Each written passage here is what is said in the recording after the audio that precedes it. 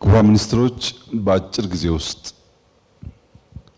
የእናንተን ዘርፍ ስራዎች በአሃዝ አስደግፋችሁ ለማሳየት የሄዳችሁበትን ርቀት አደንቃለሁ።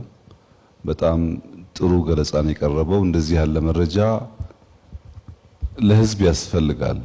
ህዝብ የማድመጥ ኢቫሉዌት የማድረግ ቅድም ሲነሳ እንደነበረው ጎደለ አነሰ በሚለው ጉዳይ ላይ ሐሳብ እንዲሰነዝር እንዲህ ያለው ፎረም በጣም ጠቃሚ ነው። ለዚህ ነው በፋይናንስ ሴክተር፣ በዲሞክራሲ ተቋማት፣ በቴክኖሎጂ መሰል ውይይቶች ልማድ እየሆኑ መጥተዋል ኢትዮጵያ ውስጥ እና ቢጠናከር ጥሩ ነው ብዬ አስባለሁ።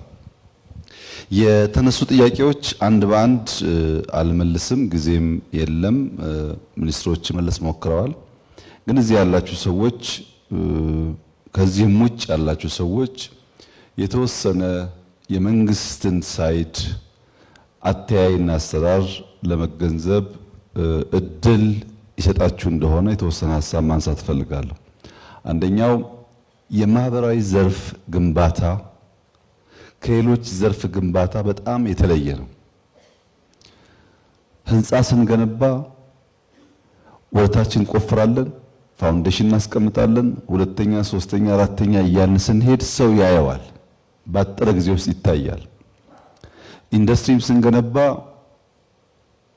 የሚሳተፉ አክተሮችም ሻል ያለ እውቀት፣ ገንዘብ፣ የማርኬቲንግ ልምምድ ያላቸው ስለሆኑ ፕሮዳክቱ ከወጣ በኋላ ምንም ድምጽ ሳይሰማ ወደሚፈልጉ ሰዎች ሊደርስ ይችላል።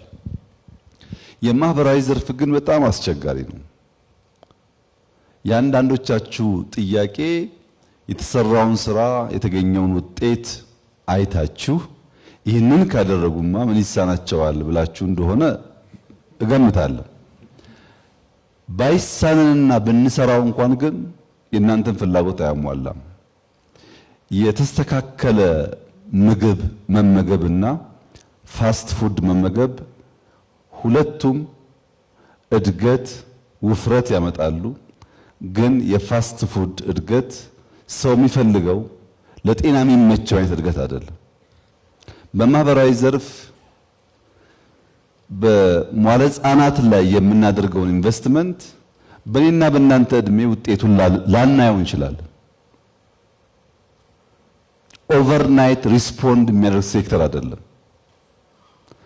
በተደጋጋሚ የኢትዮጵያ ዩኒቨርሲቲዎች የተገነቡበት መንገድ ከኮንትራት ያለፈ አይደለም፣ ከኮንዶሚኒየም ግንባታ ያለፈ አይደለም የሚለው ነገር ስናነሳ ሰው ፖለቲካ ይመስላል። ፖለቲካ አይደለም።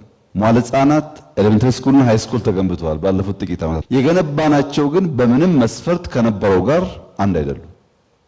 እዚህ አዲስ አበባ እንኳን የቦሌ ሃይ ስኩል የሚባለው ስንቶች የሚመጻደቁበት ሃይ ስኩል በቅርቡ ተቀይሮ አይታችሁት ከሆነ ስሙ ከዝናው ጋር የማይመጥን ሃይ ስኩል ለመቀየር የተሄደው ሂደት ከፍተኛ ሪሶርስ፣ ከፍተኛ ድካም፣ ከፍተኛ ክትትል የሚጠይቅ ነው። በእኛ መዋለ ሕፃናት መስተካከል ያለበት ነገር አለ። ቻይና ላይ መዋለ ሕፃናት ይሰራሉ። ዋናው ስራው ግን ኤቢሲዲ አይደለም፣ ሽምደዳ አይደለም። ሰዎች ያቦካሉ፣ ይጋገራሉ፣ ይበላሉ፣ ያጥባሉ። ሲያቦኩ ይጣላሉ። አጥፊው ይቅርታ ይጠይቃል፣ በዳይ ይቅር ይላል። ይሄን እየተማሩ ያድጋሉ ልጆች። ሲገነቡ ይጣመማል፣ አስተማሪ ያቃናለታል።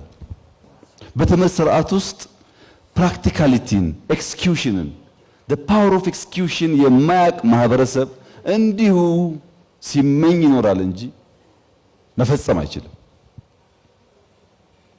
ኤክስኪዩት ለማድረግ ደግሞ የሚሰሩ ስራዎች ከጅምሩ ከታች ይሆናሉ እና በማህበራዊ ዘርፍ መንግስት የሚያደርገውን ጥረት፣ እነዚህ ክቡራን ሚኒስትሮች የሚያደርጓቸውን ጥረቶች፣ ማህበረሰቡ የሚያደርገውን ጥረት ኦቨርናይት ለውጥ የምንጠብቅ ከሆነ አይሳካም።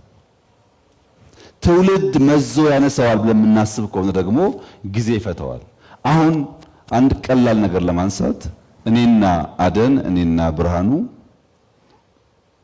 እኩል የሚያግባባን ነገር እኔ ሐሳብ ባነሳ ያው እዛው እርግጫ ነው ማለት ነው። አደንና ብርሃኑ ከቆረቆራቸው ካመማቸው ግን ሰምቲንግ ያላዩትን ነገር አይቻለው ማለት ነው። መስማማት የጥሩ ነገር ውጤት አይደለም። አርቀን ስናይ ነገን ስናይ ዛሬ ላይ ያሉ ሰዎች አይመቻቸውም። በየቀኑ ኢትዮጵያ ውስጥ የምናየው ይሄንን ነው። ወገኖቼ ልነግራችሁ የምፈልገው ነገር ኢትዮጵያ ከምታስቡትና ከማስበው በላይ